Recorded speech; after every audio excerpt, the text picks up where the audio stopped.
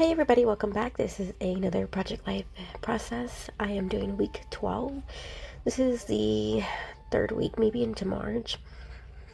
And it is actually the first week where my middle child, Mason, has a baseball game. And it's the real deal, y'all. It's not a practice. So he won. His whole team won. So that was amazing. And having my entire family there as well was just so fun as we celebrate that week. So that's pretty much going to be the highlight there on the right side. And then that last photo there on the bottom right of the yard is like the next day. My sister came over with her kids and we spent the entire day outside just having fun, between the trampoline to practicing just hitting and baseball with the kids.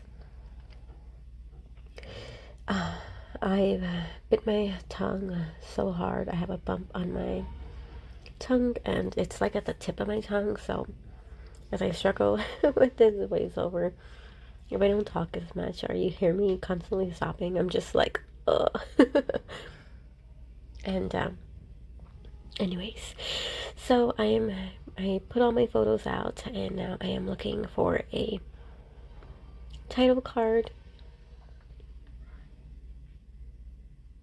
I really like that idea of cutting the photos to fit within the photographs, but I figured I can save that for another spread when I have two 3x4 cards that are going to be in one 4x6 pocket. Then it just makes more sense to cut it up then. So this is how it's starting to look. I'm going to start talking about the photos while I pick from the remaining cards that are from the March kit along with previous kits in my stash. So the first photo by the title card in the upper right portion on the left side, it is my youngest and I gave him an apple. Well, actually it was mine, but he saw that and yeah, it was like Jack mode. And his reaction there is priceless when he finished it, apparently too soon. Oh, he had a meltdown. So I had to document that. Moving down to the middle column there, that photo of a 3x4 photo, my middle child, Mason. Normally after school is usually the time when me and him will take time to play a game, a smaller game, so normally it's card games, and it's just our thing. And he's one of the ones that are like, he's our hothead.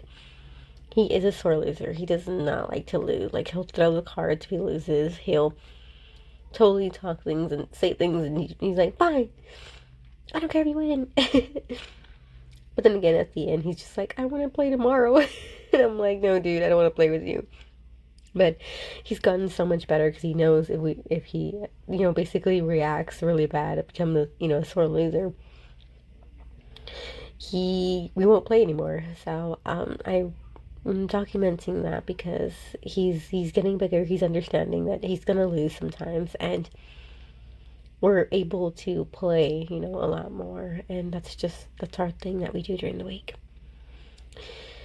So the next photo there is of Henry, my youngest. He was just pulling his little wagon at one of the games and one of the practices for baseball, and he just looks so freaking adorable, and he was just so happy to pull it with all the stuff inside, and it's smaller than a regular wagon, so he was able to pull it, but he just looks so cute and so big and still so small at the same time.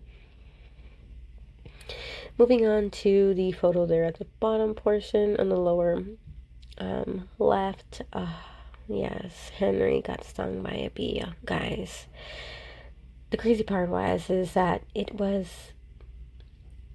we were outside for maybe 10 minutes, and we went to go check the mail, and that's like 2 houses down, and then we were waiting for Mason's bus to get here from school, and he was in the front yard. Like, he was in our front yard. It was just walking around, and all of a sudden he says, ow, and he comes up to me and he starts scrubbing his neck. I at first thought he got like a little sticker burn on him because it was sticking out. The stinger was still in his neck. Oh my god, guys, I felt so bad for him. The crazy part was that he just said ow like 2 or 3 times, and then he started turning around to go inside. I mean outside, and I was like, no, dude, I gotta check this. I need to go inside. I need to see what we're gonna do here because I'm freaking out. And that's when he starts crying because he didn't want to go inside because obviously we had just went outside. So the fact that this kid didn't really cry, like I'm the one that wanted to panic more than this kid. This kid was just like, yeah, I got hurt. All right, cool. I'll see you outside, right?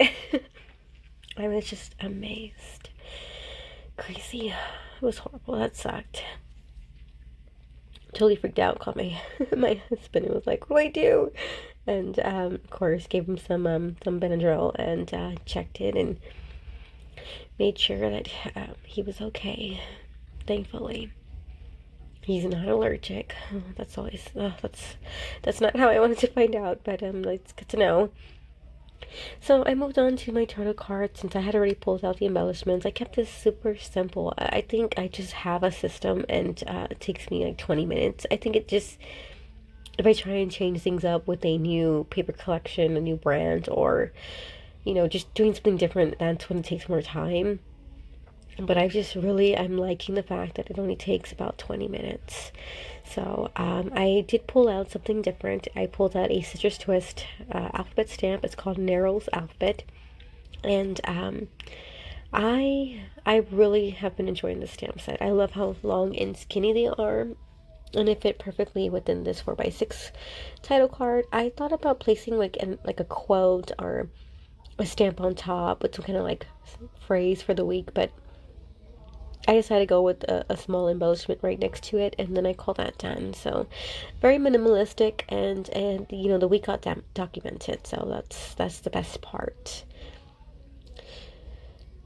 I kept the stamp set aligned with the bottom pattern paper line. I love the way that looks so much. Here I'm checking to make sure. I wasn't sure what week this was. I had a feeling it was week 12, but I wanted to double check because that's the worst feeling ever, is to stamp something and you were wrong. I mean, it's one thing when you're stamping on a piece of paper and you're going to do like an embellishment, an image, and then place it on there, but I'm doing it directly on this pattern paper, this 4x6, that I don't have a duplicate of. So I'm adding in the week here, and I'm going to add in probably, oh yes, one little embellishment, or like, what are they called? It's not the puffy stickers, it's the chipboard sticker and then a heart, and I'm going to call that done. But that's going to happen throughout the end because I wasn't, 100% sure. And I got everything else embellished. I kept it super simple. I will be, pausing the video to do my journaling, but instead I just do a ton of stamping, and then I will be doing my journaling after the fact. So this time around you will not get to see the typewriter font journaling I normally have, just because I did a ton of stamping and I did not think about that. So I'm gonna have to do some dry time so that way it doesn't smear when I place it into the typewriter. I switched out the cards. Hindsight, I kind of wish I didn't, but I still like the way it came out. So I was just split, and either way it worked just fine.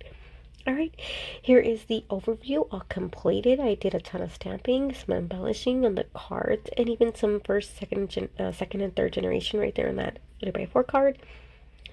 Overall, I had so much fun creating this spread. It was very simplistic and easy to wrap up. I hope you got inspired in some way and enjoyed the process. As always, thanks for watching. Until next time, bye.